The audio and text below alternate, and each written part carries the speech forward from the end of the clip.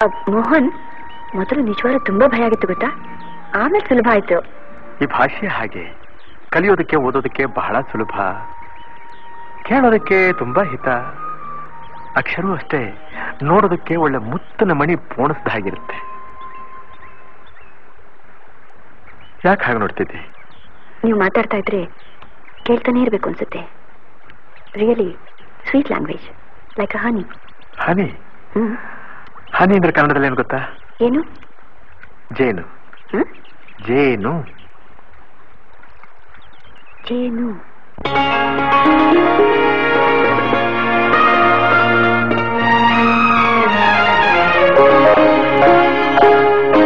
ಜೇನಿನ ಹೊಳೆಯೋ ಹಾಲಿನ ಮಳೆಯೋ ಸುಧೆಯೋ ಕನ್ನಡ ಸವಿ ನುಡಿಯೋ. ಜೇನಿನ ಹೊಳೆಯೋ ಹಾಲಿನ ಮಳೆಯೋ ಸುಧೆಯೋ ಕನ್ನಡ ಸವಿ ನುಡಿಯೋ.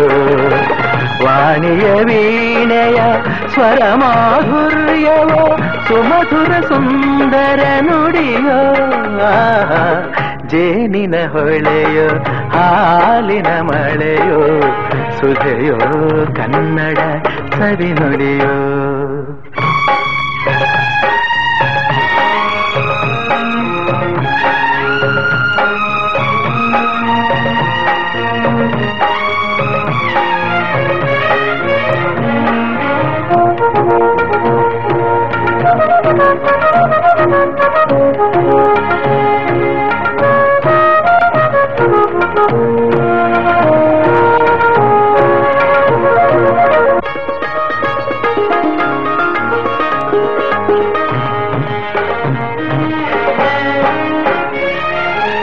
ಕವಿ ನುಡಿ ಕೋಗಿಲೆ ಹಾಡಿದ ಹಾಗೆ ದಪದ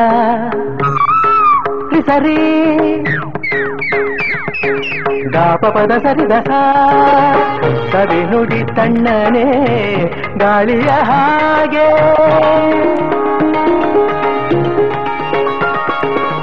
ಕವಿ ನುಡಿ ಕೋಗಿಲೆ ಹಾಡಿದ ಹಾಗೆ ಕವಿ ನುಡಿ ತಣ್ಣನೆ ಗಾಳಿಯ ಹಾಗೆ ಒಲವಿನ ಮಾತುಗಳಾಡುತ್ತಲಿರಲು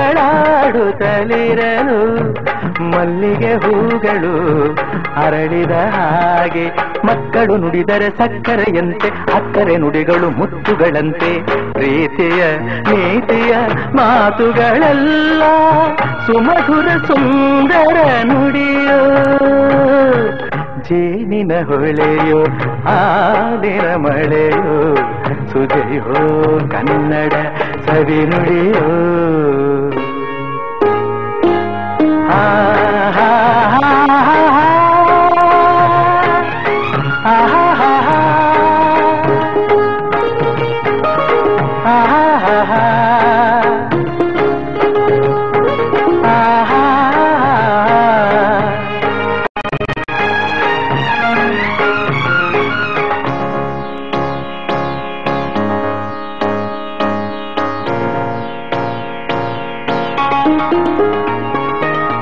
ಕುಮಾರವ್ಯಾಸನ ಕಾವ್ಯದ ಚಂದ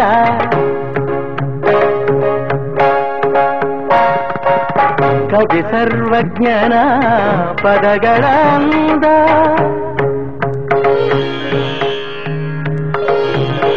ಕುಮಾರವ್ಯಾಸನ ಕಾವ್ಯದ ಚಂದ ಕವಿ ಸರ್ವಜ್ಞನ ಪದಗಳ ಅಂದ. ದಾಸರು ಶರಣರು ನಾಡಿಗೆ ನೀಡಿದ ಭಕ್ತಿಯ ಗೀತೆಗಳ ಪರಮಾನಂದ. ರನ್ನನು ರಚಿಸಿದ ಹೊನ್ನಿನ ನುಡಿಯು ಪಂಪನು ಹಾಡಿದ ಚಿನ್ನದ ನುಡಿಯು ಕನ್ನಡ ತಾಯಿಯು ನೀಡಿದ ವರವು ಸುಮಧುರ ಸುಂದರ ನುಡಿಯೋ.